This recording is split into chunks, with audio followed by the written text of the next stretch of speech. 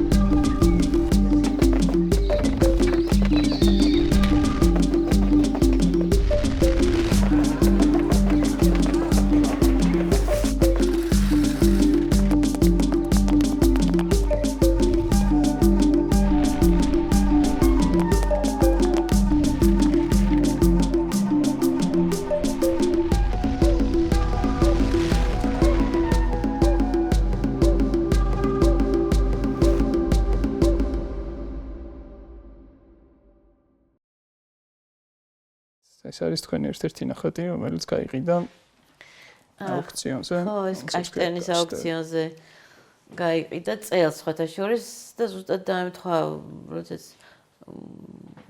მე გატანილი ყო არა მარტო ეგ ნამუშევარი, რაღაც სხვა ნამუშევრებიც არის ახლა გატანილი მაგ აუქციონზე. ეს გაიყიდა ეს სხვათა შორის პიკასოს რამდენიმე ნამუშევრის შემდეგ გაიყიდა ეგენი. თვითონ ეს ნამუშევარი პატარა საკმაოდ. პატარა ნამუშევარი არის და თან თავის დროზე როდესაც ეს გალერეიდან გაიყიდა გერმანიაში, მეტი 10 ჯერ მაგაზე იაფი იყო ფაქტიურად თითქმის. ხო და ეხლაც გატანილი არის ვილეროი ბოხის ისინი სხვა შორის თეფშები ეს რომელიც უკვე აღარ არის ხო ეს რამდენიმე ორი ჭიქა არის გატანილი ასე ამ აუქციონზე და ეს ერთი წელი თეფში ასე ბოჰემის აუქციონზეც ლონდონშიც რაღაც ნამუშევრები გაიყიდა ეს თვითონ ეს ვილეროი ბოხის ბოხს კაი დიდი ხანი არის რამდენიმე წელიწადი არის 6-7 წელიწადი ამაზე მუშაობ ჯერ ჭიქები გამოვიდეს ყველა იყო ლიმიტირებული გამოცემა 300 ცალი გამოიცა მე ესენი თვითონ ეს ლანგრის თეფშები ლანგრესა დანამცხრეები გამოიცა ისე მგონი 300 იყო თუ 500 აღარ მახსოვს მაგრამ ესეც ლიმიტირებული იყო და ფაქტიურად ესეც რაღაც ისტორია უკვე ამიტომაც აუქციონებზე გადის ესენიც უკვე ვისაც აქვს გააქვს თქვენი სტილი ერთი ხელით ერთი ხელით მოსმა ტრენდე ამ სტილს ინარჩუნებთ ხოლმე იგივე ანუ შესამზადებელი სამუშაოების გარეშე ვმუშაობ აი რას ნიშნავს აი რას ნიშნავს აი მაგათ აი ხა ამ კედელს ხო ხედავთ აი ეს პირდაპირ რაც ვთქვათ აგებული არის ნამუშევარი აი ეს ერთი იმითი ეს ვთქვათ ტანი სახე ყველაფერი ერთი ხელის მოსმით არის აგებული აქ ძალიან კარგად ჩანს მაგალითად ამ კედელზე და რას აძლევს მე ნახაც აი ეგ სტილი უკვე თქვენ როგორ ფიქრობთ რითია სიცოცხლე ცოცხალია ცოცხალია და უშუალო, ანუ ეს არ არის მკვდარი ნახატი, ანუ ეს არის ცოცხალი და უშუალო და ესეთია რა.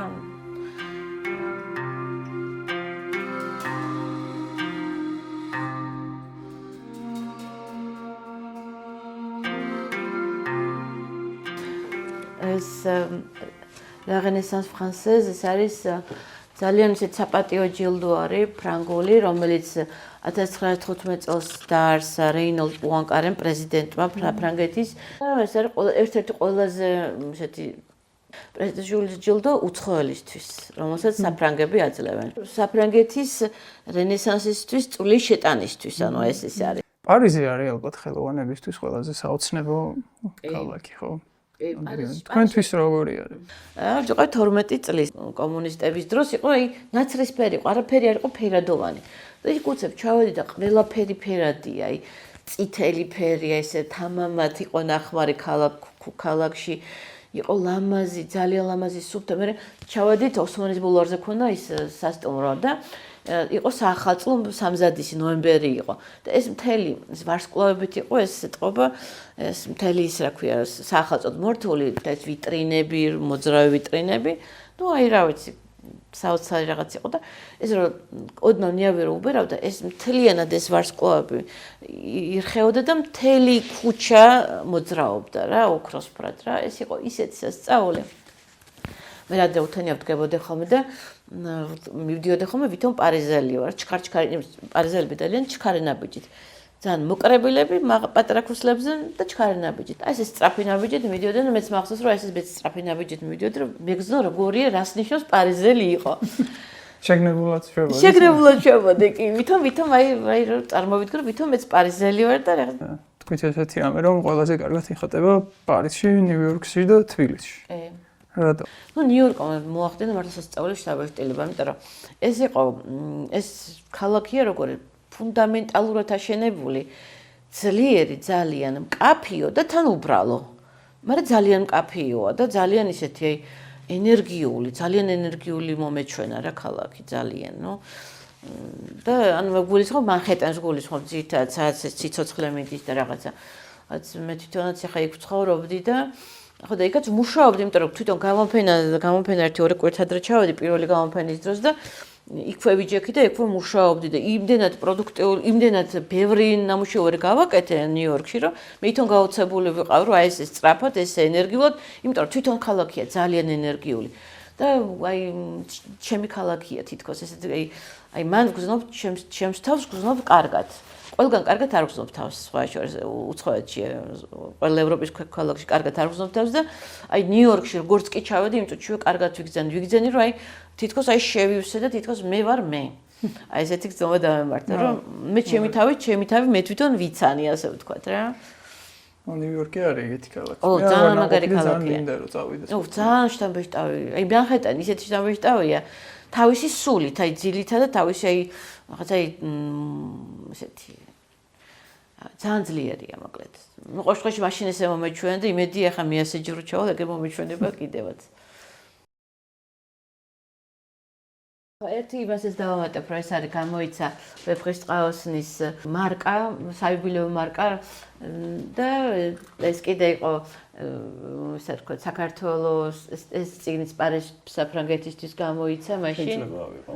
საქართველოს თემები ან მთლიანად ფრანგულ ენაზე და ეს თვითონ ეს გზაჯვარედინი ეს ჰერმესისთვის გავაკეთე თავის დროზე პარიზში გამოცემული იყო და თქო ეს თავშალიდან მე ხა ჩვენ თვითონ გამოვცემთ თავშალს ეს არის გზაჯვარედინი ხო ეს არის გზაჯვარედინი საქართველოს დროშა საქართველოს გზაჯვარედინი აქ აწერია საქართველოს ეს ეტყლებით სხვადასხვა ხო და ნუ ესე მოძრო თლიანად მის გარშემო ასე ვთქვათ ხდება ასე ვთქვათ ეს მოძრაობა რა ასე ვთქვათ კონცეფცია ეგეთი იყო ინტერესანტი ხო და ეგრე ხედავთ ხო საქართველოს კი საქართველოს ხედავ როგორც ცენტრალურ ფიგურას მსოფლიოსას ანუ ახლა თლადაგრე თავხედურად ვერ ვიტყოდი მაგრამ ყველაზე ნაზი და ლამაზი წერტილი არის მსოფლიოში საქართველოს და ყველაზე მნიშვნელოვანი აი წლების და წლების განმავლობაში ეს გამოჩნდება კი ნელ-ნელა დაიწყო მაგრამ გამოჩნდება კი გამოჩნდება ძალიან ნელ-ნელა და ფაქიზად და ძალიან როგორც თქვით ძალიან ფაქიზი ქვეყანა ვართ და ფაქიზესაც ნელი გახსნა ჭირდება იმიტომ რომ და მოფრთხილება უნდა მსოფლიო უნდა მოუფრთხილდეს საქართველოს ღმერთო მაგას მოვესწრო და ეს ჰერმესისთვის გავაკეთე ეს კონცეფცია ეს იყო 2007 წელი იყო თუ არ ვცდები იქ მაშინ საფრანგეთში ჩვენ მეგობრებმა ფრანგულმა მეგობრებმა მეცნიერები არიან მოაწყეს შეხვედრა ჩვენთვის ამ სენაზე აქვს გემი და იქ ქართული დროშა აწიეს, ქართული სამზარეულო შეუკვეთეს და დაპატიჟეს თავიანთი ჰერმეს წარმომადგენლებიც იყვნენ, სხვა შორის ბერტრან პუეში იყო და მაგან გამიკეთე მე შეხვედრა ჰერმესთან. ამისი ასე ვთქვათ საქართველოს კულტურაზე წერია? კი, საქართველოს კულტურა მთლიანად ფრანგულ ენაზე, სხვადასხვა დარგი. გვიცნობენ და პატვის ქცევენ. ყველაზე საოცარი რაც იყო ჩემთვის, მე წამოვედი უკან იმისი შვეიცარიის ავიახაზებით. Რომ გამოვდიოდით, ესე იგი, ვინც არის ეს ოფიციალური პირები, ვინც არიან, ჩვენ რაღაცა ვერ ვასწრებით, ძალიან პატარა გადაждომა ქონდა და ქართველები ხართ, ვაიმეო, საქართველო, გვიყვარ ხართო ძალიან. ესე გულებს გიხმერთო, სად მოუხდით რა უცნაური რაღაცა. პირველად მოხდი. აი ესე რომ ადამიანები ამდენ სიყვარულს გამოხატავდნენ, ვერ მივხვდი ოღონდ მიზეზს ვერ მივხვდი რა ხდებოდა. აი პასპორტ კონტროლზე რა თქვა თვითონ ის ჩაცმული, ოფიციალური ჩაცმული ქალი გამოგვეცილა ჩაგვსვა ცოტა იგი რიგში წაგვიყვანა რომ ქართველები საქართველოს წამოდით, იქ გადაგვიყვანა, აქეთ გადმოგვიყვანა და გვიხსნიდა სიყვარულს და ისეთი ბედნიერი წამოვედი, ჩამოვედი ძალიან ბედნიერი, ამიტომ კი. ახლა ევროპაში არ ვიყავი ძალიან დიდი ხანი ნამყოფი, მას შემდეგ რაც აზიით მოვიწამე, სუიკით დავფრინო ხოლმე და ეხლა შარშან ვიყავი ახალ წელს პირველად 2015 თუ 16 წლის მერე და მაშინ მიწევდა ხოლმე ახსნა საქართველოსი რა, ვინ ვარ, საიდან, როგორანაირად. ეხლა სადღაც ერთ-ერთ ბარში შევედი და საქართველოდან ვარ თქო რომ ვახსენე, მოვემზადე ამის ასახსნელად და უცბად იმხელა ჟრიამული ატყდა. თან რაღაც სამნე ვიყავით რაღაც ბრაზილიელის და საქართველო რა კარგია და ვიღაც ნამყოფია ვიღაცას მეგობარი ყავს. ირაკლი ჩარკვიანი ჩართეს რომ ამას უსმენთ ჩვენო და აი რაღაც დამბურძგლა ეხლა რომ ახსენე. და ნუ მე მივხვდი რომ მეთქი ქართველებო კარგად გიმუშავიათ მეთქი ევროპაში. ეთყობეს კარგი ვიღაცებმა ჩვენს წინ დატოვეს კარგი შტაბ-შტილება.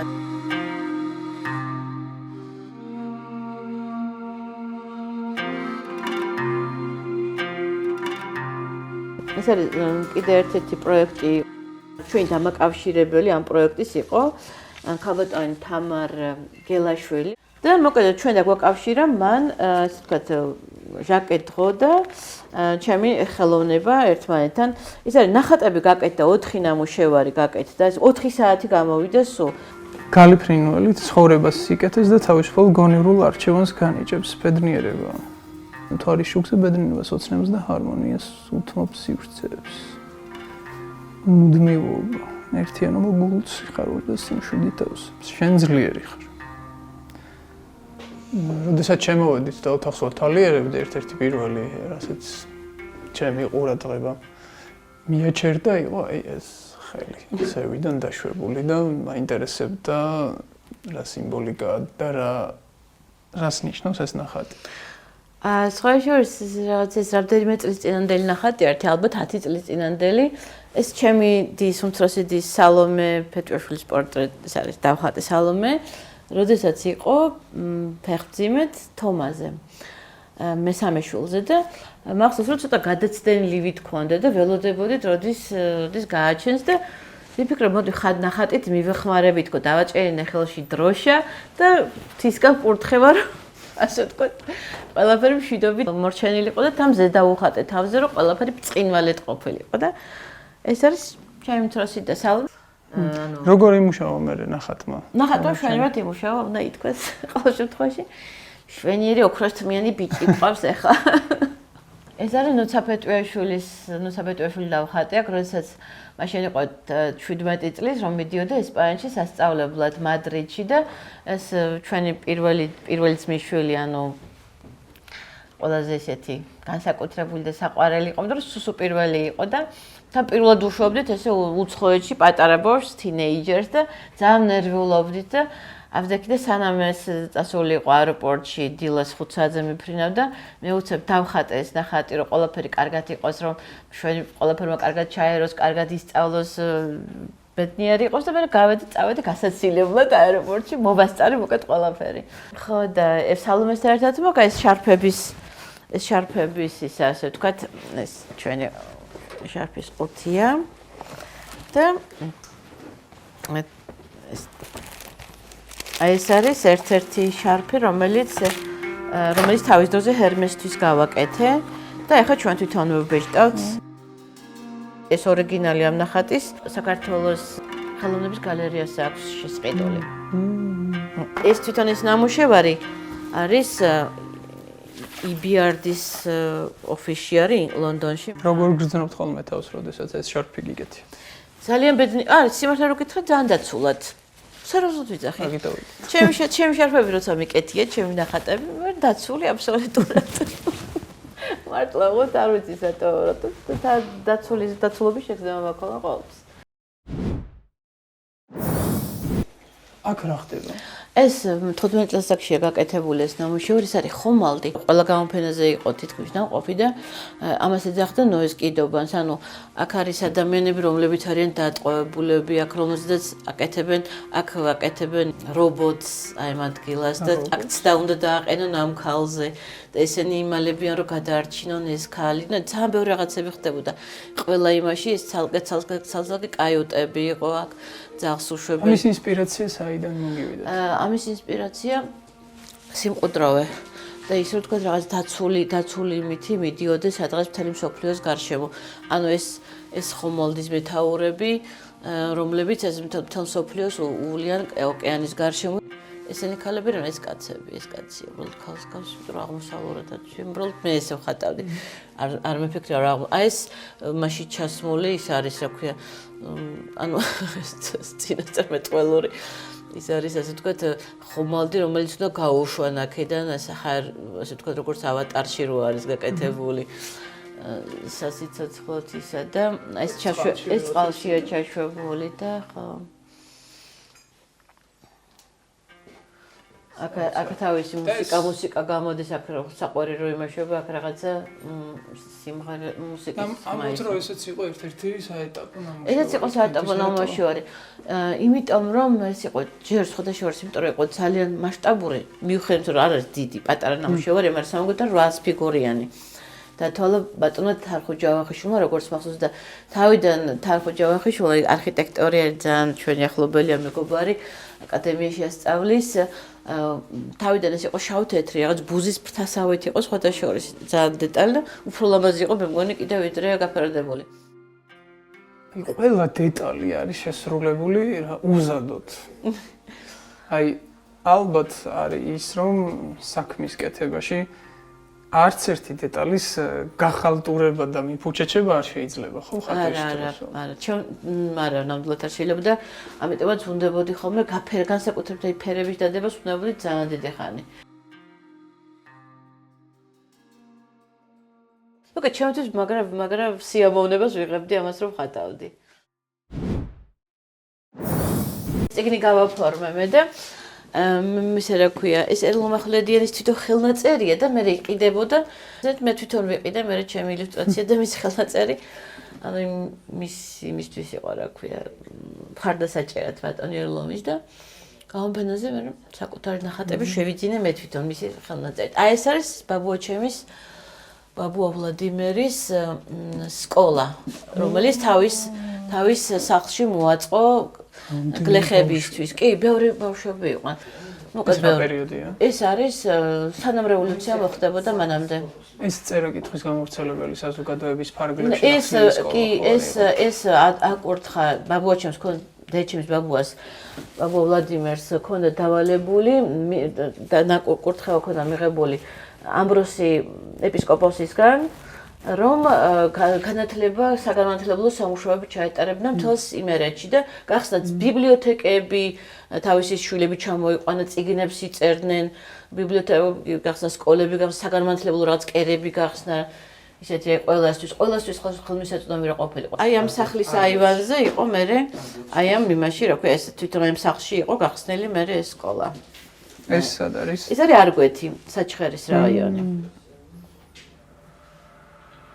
ეს არის თვითონ ვლადიმერ თავის მოსწავლეებთან ერთად.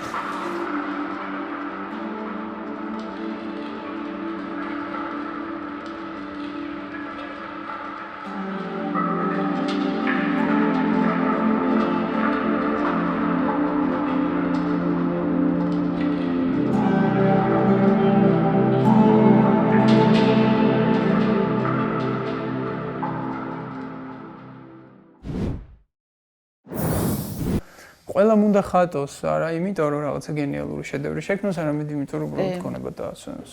თქვენ რას ფიქრობთ ამაზე? ეს არის დასვენების პროცესია? მე ვფიქრობ, რომ აუცილებელია რომ ყველა ბავშვი ხატავდეს. ბავშვისთვის ეს აუცილებელი მომენტი არის, იმიტომ რომ ბავშვი ამით თვითრეალიზაციას აკეთებს.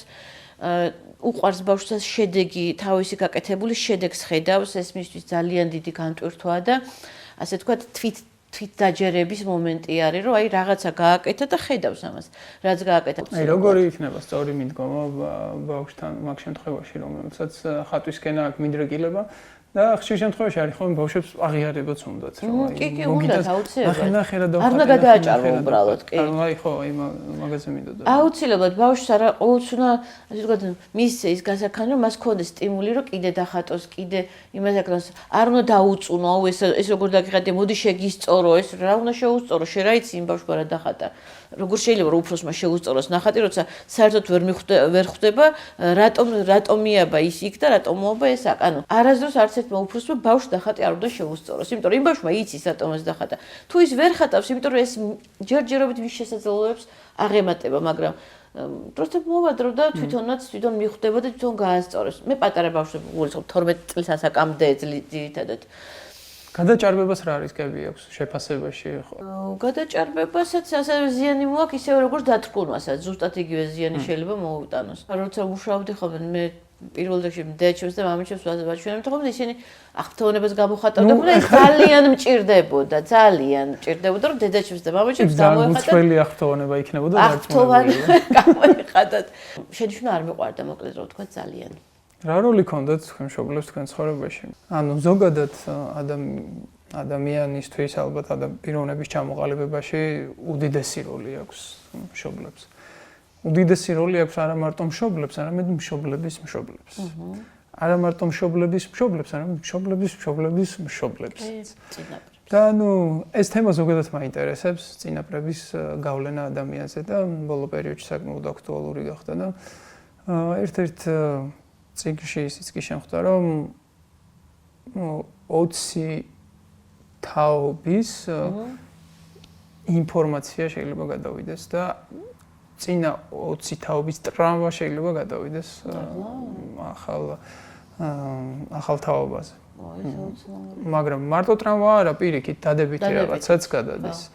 და ხშირად ამობერო აი ისევ აღმოსავლეთი რომ მოვიშველიოთ ჩვენ გარდა იმისა რომ ჩვენი პიროვნული კარმა გვაქვს, ასევე გვაქვს რაღაცა წინაპრებისგან წამოსული კარმაც. და არის ხოლმე ის რომ თუ წინაპრებში კარმა, ასე ვთქვათ, ეს სამუშაო რაც წილად ხვდათ არის შესრულებული, ადამიანი უფრო თავისუფალია და ამბობენ ხოლმე რომ უფრო მსოფლიო მოქალაქე ხდება და აღარ არის მიბმული ამ ქვეყანას. თქვენ ბიოგრაფიას რო ვკითხულობდი, თითქოს ჩემთვის ეს იყო კიდე ძალიან ნათელი დასტური მაგისა, რომ აი ვკითხულობდი წინაპრებზე, ბაბუაზე, რომელმაც ამხელა სამუშაო გაწია და მეთქი აი თითქოს აი ეს წინაპრების მიერ ნამუშევარმა გზა გაუხსნა ამ ადამიანს, უკვე გახსნილ გზაზე მოვიდა თქო რა, ეგეთი შეგრძნება მქონდა. აი მამაჩემის მხრიდან ფიზიკოსები იყვნენ, ბებიაჩემი გეოფიზიკის ის იყო განყოფილების გამგე იყო, რომლის ხელშიდაც გადიოდა თითოეული ობსერვატორია რო აშენდა, მისი მეთვალყურეობის ქვეშ აშენდა და ბიძაჩემი იყო ძალიან ცნობილი ფიზიკოსი, კიდე პლაზმურ ფიზიკაზე მუშაობდა და არსებობს ფეტუაშვილი კადუმცევის ფორმულა ეგეთი. ეს მამაჩემის მხრიდან და დედაჩემის მხრიდან არიან 17 თაობა სასულიერო პირები. და სხვა ეს ყოველთვის მახსოვდა და ძალიან ასე ვთქვათ, ძალიან მიყვარდა ეს თემა, რომ მიყვებოდა ხოლმე ამ ყველაფერს, რომ აი ვთქვათ, ბაბუაშებს როგორ გაუჭირდა ბოლოს დედაჩემის ბაბუას თვითონ რევოლუცია იყო უკვე და უკვე რომ დაზდებდნენ ამ ღვთლებს და რაღაც გაღმა სოფელში ყოფილა საწყალი უსაზიარებლად ვიღაცის უკვე მოხუცი იყო რაღაც 80 წელს მიტანებული და ფეხით მოდიოდა თურმე სხვა სოფელში, თავის სოფელში და აი ეს ორი მოზტა ის თვითონ თავისი მოყოლილი ახსოვდათ მე უკვე მიშვილებს და ესე გადმოცემით ვიცით რომ მოყვებოდნენ ვიღაცა და ვესროლოდ თუ ალბათ ეს ერთობოდნენ ამეთი რომ აბა ვესროლოდ თუ არა იარაღით მოყვებოდნენ უკან ეს ფეხით მოდიოდა სადღაც სისველეში იმაში რაღაცა ძალიან ცუდა ამინჩი რომ ეს აზიერა ვიღაცა და მოდიოდა ბრუნდებოდა თავის სოფელში და აბა ვესროლოდ თუ არ ვესროლოდ და ესე მოვიდა სახლამდე რომ არ იცოდა მოკლავდნენ თუ არ მოკლავდნენ ზურგში ტყვეს მოახვედრებდნენ თუ არა და ნუ ავად გახდა მაგ დროს ზუსტად და ფულტების ანთებით რომ ამ ცუდამინში იყო ეთყობა გარეთ გამოსული და ალბათ სტრესიც მოქმედებდა და გარდაიცვალა მე. თქვენ რომელ მხარეს უფრო გრძნობდით? მიკუთვნებულობას, დედის მხარეს თუ მამის? სიმართლე გითხრათ ორი, მამა ჩემი განსაკუთრებით ძლიერი მხარე იყო მამაჩემის, იმიტომ რომ მამაჩემი იყო თვითონ ძალიან ძლიერი ადამიანი. მოქანდაკე იყო, სპორტსმენი იყო, ფილოსოფიურად მოაზროვნე ტვინი ჰქონდა და იყო საოცრად გახსნილი. უშიშარი, აბსოლუტურად უშიშარი. მე უბრალოდ დედამიწაზე ეგეთ უშიშარ ადამიანს არ შევხვედრე. უყვარდა ინდოეთზე გიждდებოდა, აღმოსავლეთზე გიждდებოდა, მითები, ლეგენდები ეს ყველაფერი ბავშვობაში გვიკითხავდა და გვიყვებოდა ძილის წინ ხოლმე. კეთილი ადამიანი იყო. კეთილი კაცები ძალიან ის არის ბედნიერება ნამდვილად რა. როგორც ამბობენ, აი გოგოსთვის მამა უფრო არის რაღაცნაირი. როგორც ბიჭისთვის არის დედა და გოგოსთვის არის მამა.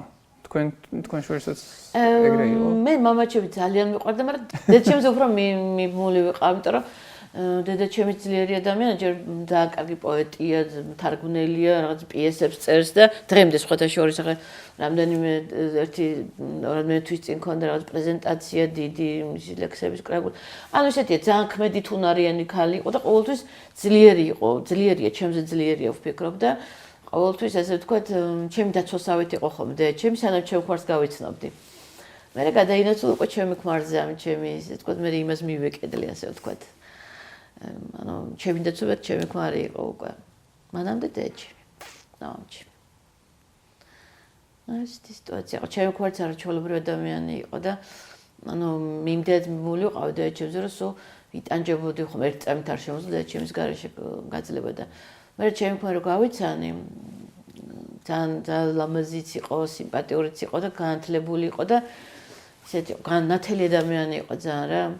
ჩემი წარმოდგენით ძალიან ლამაზი იყო. ჩემს მაშინ ჯდებოდა ძალიან ჩემს გამოვნებაში.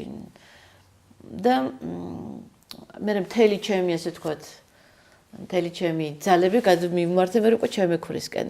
ბოლომდე საშინელება ადამიანს ჩამოეკიდებ და ყველაფერს მთლიანად რომ ასე ჩამოდებ, ასე ვთქვათ, მთელი რა ვიცი, ალბათ აწუხებ კიდევაც ეგ რომ ბოლომდე რომ მასზე ხარ დამოკიდებული, მაგრამ ესეთ რაღაც გავაკეთე.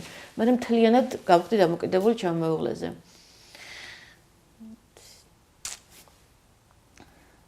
ალბათ დღევანდელ დღეს 21 საუკუნეში ალბათ ეს კაცისთვის შემოწუხებელი იქნებოდა უკვე.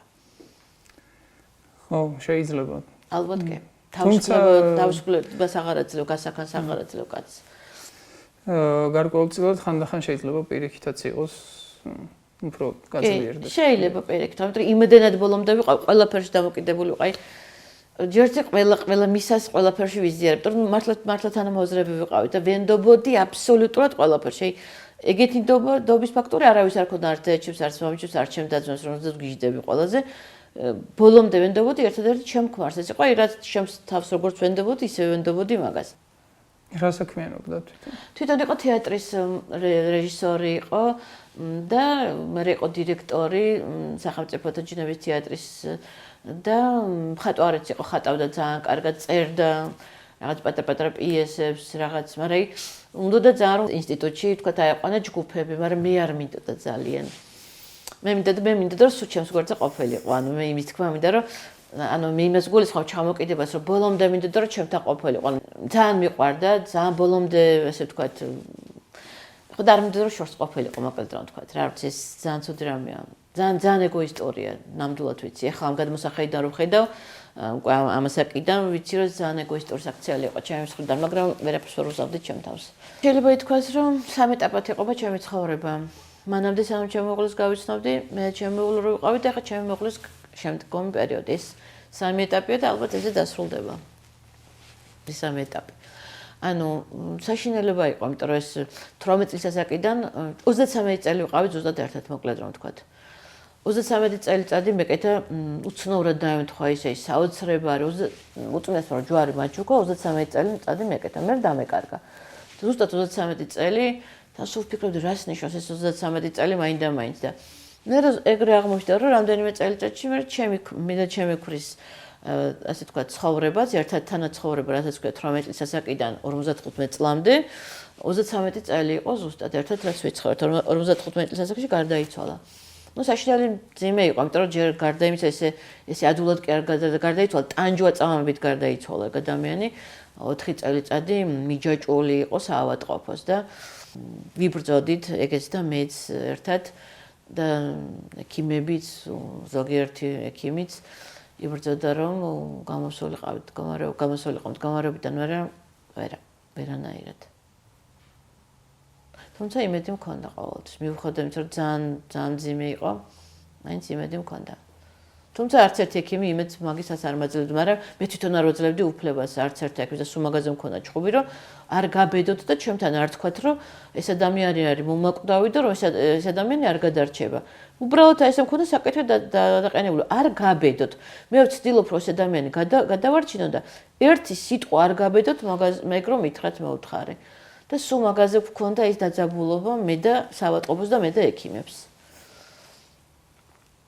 სტამბული მინდა აღნიშნო იმითი, რომ არ დაუშლიათ ჩემთვის მიუხედავად რომ მუსულმანური ქვეყანა ხატები გქონდა წაღებული და ხატები ედო ხოლმე იმასთან თავთან ერთი ხატი აქეთ ერთი მეორე ხატი იქ და ესენი თორე უცვლიდან ამ ლოგინს და იმას თვითონ ესე დებდნენ ხოლმე ძალიან სათუთად გადაწევდნენ გადმოწევდნენ ეს მინდა აღნიშნო მაინც ვუკითხავდი ხოლმე ესე ლოცვებს ოღონდ სიმგალობით ვითომ ვუმღერი ვარ ხა იმათ ეგონათ რომ ვუმღერი ვარ გიჟი ხალი ალბათ ვიბეროს გიჟი ცოლი ყავს რაღაც ასე სიამდვილეში ლოცვებს ვუკითხავდი ხოლმე და რამდენი ლოცვებს წავუკითხავდი გამოცეც გამოვიდოდა ხოლმე მიდიოდა გარდაიცვლებოდა მე ისევ გამოცეწყდებოდა ხოლმე შემოქმედებაში აისახა ეს ეტაპები? შემოქმედებაში რა თქმა უნდა აისახა ეს ეტაპები, იმიტომ რომ მთელი დღე ვედექი თავზე და მე მოვდივდი და ღამე ვმუშაობდი და ეს ნამუშევრები სულ ყველა იყო გადარჩენაზე.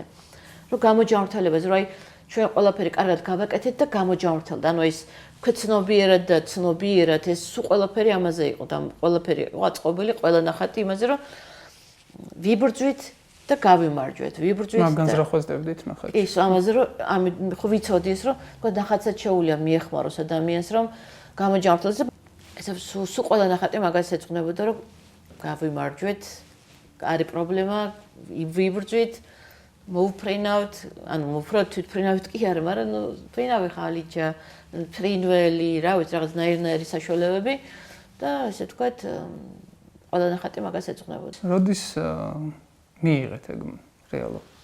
უკვე რომ მეგონა რომ გადავარჩინე მაშინ. აქ მე უფრო მე ჩემ თემურს მეგობრები ერთ-ერთი მეგობარი არის სანდროცის კარდი ძალიან ახლობელი მეგობარი კლასელი და რა ვიცი და ბოლომდე ყოველ დღე მოდიოდა ის რაღაც საკუთარ ძმასავით სამსახურში მიდიოდა მოდიოდა ნახულობდა მიდიოდა მაგრამ თავისად სამსახურში და მაგან მითხრა რომ იცი თვითონაც თემურს მომნებდა რომ სახში მინდა სახში უნდა თავ ვფიქრობდი როგორ წავიყვანო სახში. აი თითქმის შეუძლებელად მიმოჩნდა, იმიტომ რომ სერიოზული იყო რა პრობლემა იყო გარდა იმისა, რომ დიალიზი, ხელოვნური სუნთქვა და ნუ ყველაფერი. და ამანაც მითხრა რომ თუ ნუ ვიფიქრე რომ მოდი უკვე მოვემზადებ რომ სახში გადავიყვან, იმიტომ რომ მივხვდი რომ ადამიანი შეიძლება მართლა მიდის ამ ქვეყნიდან და ნუ შეუსრულა ეს ბოლო თხოვნო რომ სახში მოვახერხო გადმოყვან და ზევიტკენ სადაც არის ჩემი სახელოსნო მეორე სართულზე გავაკეთე რეანიმაცია. მთლიანად გადმოვიტანე დიალიზის აპარატი, რომელიც არავის არ დაღუდგავს საქართველოში, არც მდიდარს და არც ღარიბს. გადმოვიტანე აქ რაღაც სასწაული ისინი სჭირდება ამ ყველაფერს, რომ წყალი მუდმივად მიედინებოდეს, დენი არ უნდა გაითიშოს, წყალი არ უნდა გაითიშოს და უნდა ქონდეს დიდი ბაკები და დამცავი ისინი, რომ თქვათ დიალიზის დროს შემთხვევით არ გაწყდეს ამდენი და ან არ გაიჭედოს ტრაპიდან რაღაც ქვეყნის რაღაცეები და მოკეთ ყველა ექიმი შეუთანხმდა რომ უნდა ემორიგებათ მუდმივად ჩემთან როგორც საავადმყოფოში ის უნდა ყოფილიყო რეანიმაცია გავაკეთე ზევიტკენ რა თავის საწოლებიან კარადებიან ყველაფრიანად დიალიზის აპარატებიანად და სასუნთქი აპარატებიანად და ყველაფრიანად და ზუსტად რომ გონია კვირა იყო მოკეთ რომ მოურჩი ამ ყველაფრის მოწყობას და სამშაბათს უნდა გადმოვიყვანოთ რომ ორშაბათს უნდა გაეკეთებინათ თავიდან უნდა ჩაედგათ ეს დიალიზის ისა რა ქვია კათეტერი რომ გონია რომ გადავრჩით და ხო კვირა იყო რა კვირას ვერ ვიტანდი ხოლმე იმიტომ რომ ყოველთვის აი მოდუნებული სიტუაცია იყო ხოლმე ყველგან რა ყველა ქვეყანაში სხვა შორის და ნუ აი უკვე ისე თამამად დიალიზი მიდიოდა და ხო იცი რომ ხედავ რომ ცუდად არის მაგრამ მოხდი რომ ვიცი რომ ყოზე გადამყავს რომ აი დიალიზის დროს ძალიან ცუდად იყო ხოლმე და რაღაცა რომ პირველ საათამდე გავქაჩე იქ ყოფნა იმიტომ რომ მე რომ დილოს 8 საათზე მოვდიოდი ხოლმე ისე უკან და ისა ხო და ნუ მოკეთ დავემშვიდობე რა წავალ თქო მოვთხარ დილოს 8 საათზე აქ არასდროს არ უნდა რომ წავსულიყავ მე უნდა რომ არ წახვიდე ხმას აღარ ქონდა იმიტომ რომ ეს შედგა რა ქვია და ხმასაც ვერ იღებდა უნდა მე თან ტუჩევის მხარით ხვდებოდი ხოლმე რაც მეუნებდა და მეუბნება რომ არ წახვიდე. მეუბნები თემ ხო იცი რომ წავიდე, იმიტომ რომ უნდა მოვიდე და ზეგ უკვე სახში მოდიხარ, ზეგ სახში უნდა გადმოგიყვანო. ეხლა არ ტოვებდა ხოლმე ეს მთელი ღამე, ნუ რეანიმაცია იყო და პირველ საათამდე დიდი ხათრით და ხვეწნა მუდარით და იმით ტოვებდა ხოლმე და წამოვედი მოკლედ რა. არასდროს არ უნდა ხოლმე წავსულიყავი. წამოვედი და დილას 5 საათზე მირეკავე რომ გარდაიცვალა. ესე მირეკავე რომ წამოიყვანეთო ვინმე, მოდითო და წამოიყვანეთ ვინმე. ნუ ხა მივხვდი რასაც ნიშნავდა მოდით და წამოიყვანეთ ვინმე. აი ეგრე იყო მოკლედ რა. გულს ლახვარი იყო ზუსტად რო იტყვიან ჩვენთვის.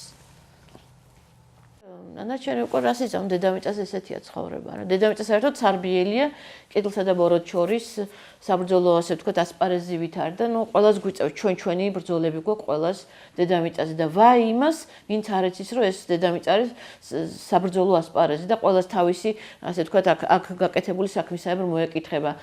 ანუ მე იმის თქმა მინდა რომ ვინც არის ექიმი უნდა იყოს ექიმი, ვინც არის მხატვარი უნდა იყოს მხატვარი, ვინც არის მასწავლებელი უნდა იყოს მასწავლებელი, ვინც არის პრეზიდენტი უნდა იყოს პრეზიდენტი, ვისაც ევალება საქართველოს მეთვალყურება უნდა იყოს საქართველოს მოამაგე და ვისაც რა მიუჩინა ღმერთმა, იმან თავისი მოვალეობა პირნათლად უნდა შეასრულოს საქართველოს წინაშე, ქართველების წინაშე.